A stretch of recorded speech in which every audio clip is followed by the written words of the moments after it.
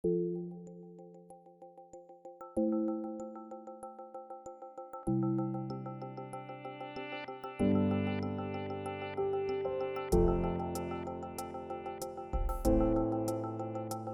you start a project that might take 700 years to finish, you can't just give it your life. You have to find and train the next generation, people who want to give it their lives too. The first generation at ACIP worked for 30 years to build the foundation. It was something that had never been done before. They had this crazy vision to save all the ancient wisdom of Asia, put it up online, translate millions of pages, and inject the best ideas into the bloodstream of the modern world. I mean, you can't imagine the places they had to go. If you want to inject some great ideas from the past into modern culture, the first thing that you need to do is to find those ideas. They might be 2,000 years old and in some beautiful ancient book, but rotting in a cave in the Himalayas somewhere. To find the ideas, you gotta find the books, and we went to some crazy places to find them. I'm Katie Fetch, Director of Global Publishing for Diamond Cutter Press. I'm ACIP's second generation, but I've had a chance to travel to some of the places where the first books were found. I mean, if you took a single great idea that the project has injected into the modern world, and you traced it back, it would take you on a trip around the planet. Let's look at just one idea, the idea that nothing in the world around us comes from its own side. This was a breakthrough idea back around 25 centuries ago, and it has a lot of applications in the modern world, in business and science. We pulled this idea out of a book called the Diamond Cutter Sutra. The Chinese version is the oldest printed book in the world with a date inside. I'm Elizabeth van der Pas, ancient Tibetan literature specialist for Asian classics. We found the first Tibetan version of that book, the Diamond Cutter Sutra, 30 years ago. It's a woodblock print that was tucked away in some old dusty boxes in a Mongolian temple in New Jersey of all places. Then about 5 years later, we found the commentary. It was the greatest Tibetan commentary to the sutra in a warehouse belonging to the Russian Academy of Sciences in St. Petersburg. Oh man, that was a mess. You have to understand that at that time there was no catalog to the Russian collection, and there were over 140,000 manuscripts. So we brought in a team of 3 people for 14 years to create the catalog so that we could find the books that we were looking for. That's the first step then. You need to find the books in an ancient temple or old library somewhere, and then you need to create a list or a catalog of what's there. Because oftentimes the people in charge of the temple or library might not even be able to read these ancient languages. That was the challenge we found in the dock as well. I mean, can you imagine these first generation guys hiking past 12,000 feet to get to this little ancient kingdom, discovering 18 different libraries stuffed with ancient books, and toughing it out to make a catalog of thousands of priceless manuscripts. And after many years of hard work, the team found 7 different copies of the Diamond Cutter, along with its commentaries. And then they spent about 10 years in the ancient libraries in Mongolia and found even more. Hey, we can start using our first great idea right away. You gotta understand one thing. If things aren't coming from their own side, then they must be coming from our side. And so if you go looking for great ideas from the past by looking for ancient books, then you aren't really looking for books. Somehow your own mind is creating them just before you find them. But to get how that works, you're gonna have to find more ancient books. Once we do find some books and make a thorough list of them, we start immediately to preserve them for future generations. My name is Catherine Airhorn, and I'm a database specialist for Asian classics. A lot of the libraries are endangered themselves. The ones in Ladakh, for example, have very old wooden ceilings with heavy Himalayan snows and have been leaking water for centuries. So one of the first things we do is scan or photograph every page of every book that we find. I'm Nicole Vigna, ancient Sanskrit literature specialist for Asian classics. My second generation team scans these original Sanskrit texts. Our very best scanning center is located in Kerala, India, headed by Dr. N.V. Ramachandran. Over the past 30 years, they've photographed over 3 million pages of Sanskrit. Oftentimes, these old, rare books were scratched into palm leaves long before paper was invented. If you're fishing for cool new ideas, though, you absolutely have to go one more step after that. As you can see here, the ancient manuscripts are sometimes really unclear and hard to read, which makes it almost impossible with present technology to search them on your computer. So about 30 years ago, the first generation ACIPers made a very brave decision to try to type in all the millions of pages of ancient wisdom so they would be searchable. Us first generation guys wanted to help poor people at the same time that we were saving ancient texts. So we got this idea that we would train people in different countries and pay them to input the texts for us. The big problem with this idea was that it was going to cost a lot of money. You have to realize that a project like ACIP in just the first 30 years has cost more than $5 million. The first generation worked as volunteers for decades, but we do have to pay to get access to the collections, to set up the computer centers, to buy the computer equipment, and to pay the input operators. Fundraising in the early years had to be really creative, and the project was frequently broke. But the first generation kept going, even in the toughest times. I like the story of how ACIP got a major grant from the Hewlett-Packard Foundation to start its first input center in a refugee camp. This happened at Princeton University, where the project first started. David Packard Jr. paid a huge team to type in all of the Greek classics.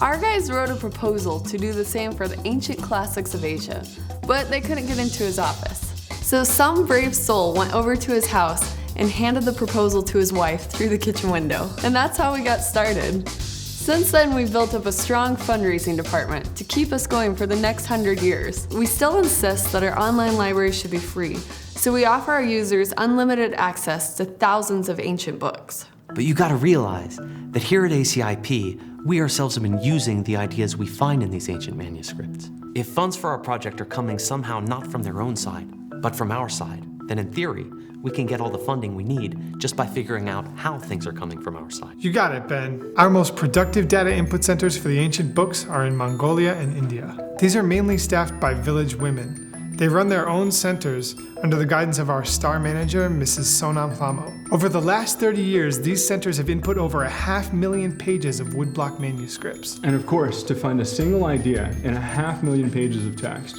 you're going to need an amazing search program. At the very beginning of the project, 30 years ago, we started to build a special one that works specifically with ancient Asian literature. A well-known computer wizard named Ted Lemon contributed most of the work. The search program, which is called Gopher, could search 500,000 pages in seconds. We code the data in a special way that allows you to search our database for multiple languages at the same time. For example, simultaneous searches of the Sanskrit-Tibetan versions of the Diamond Cutter Sutra. Most of the input of our Sanskrit books is done by our great team in Varanasi, India, headed by Dr. Santosh Dwivedi. But again, we've got to talk about the real reason why you find some important idea in the database when you go looking for it. The idea that things aren't coming from their own side is also one thing, and that means it isn't coming from its own side either. And that means, again, that your mind is somehow creating the idea just before your search program finds it in the database.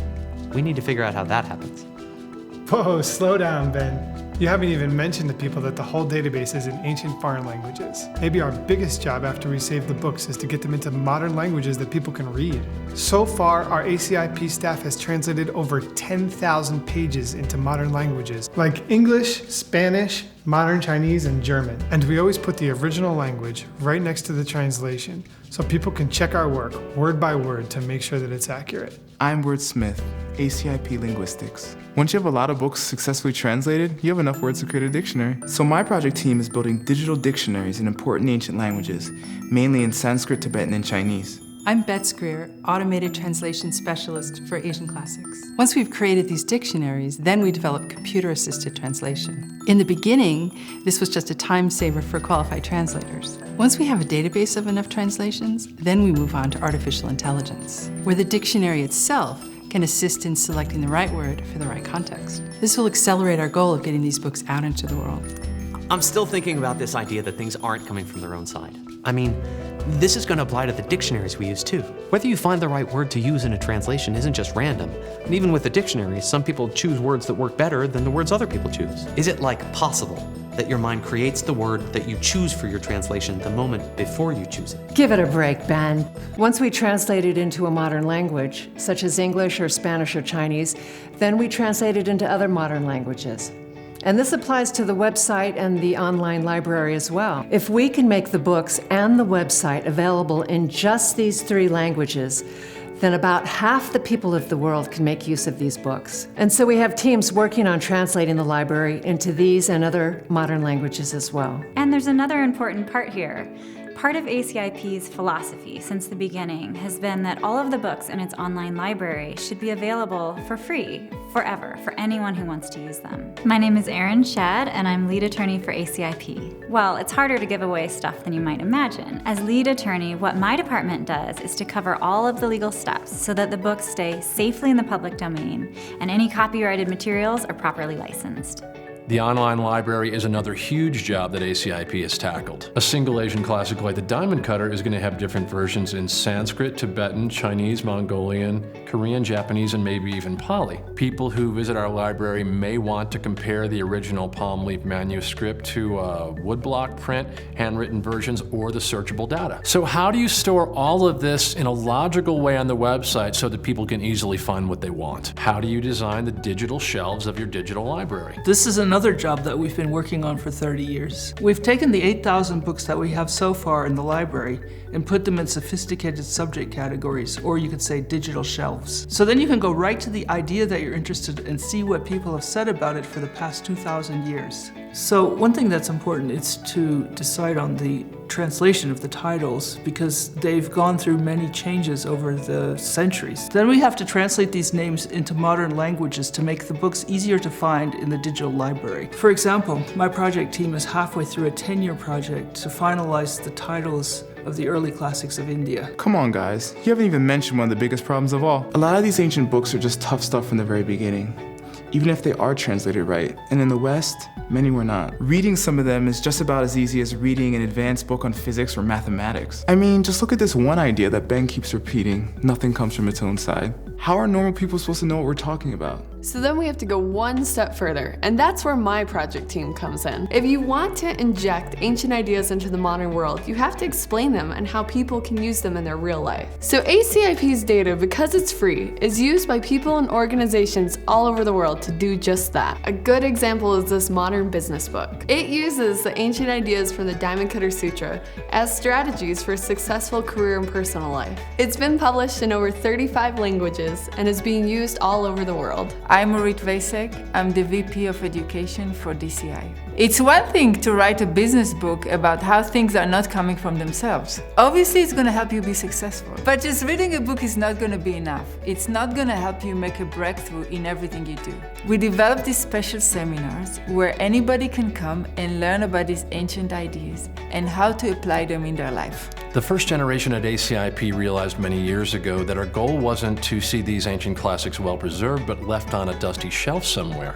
These books need to survive in the world because they contain incredible ideas that can help the world now, thousands of years after they were written. So we developed seminars to help people learn and use these ideas, and now we're presenting them in more than 35 cities around the world to more than 20,000 people every year. And that's really the greatest contribution ACIP has made for the last 30 years.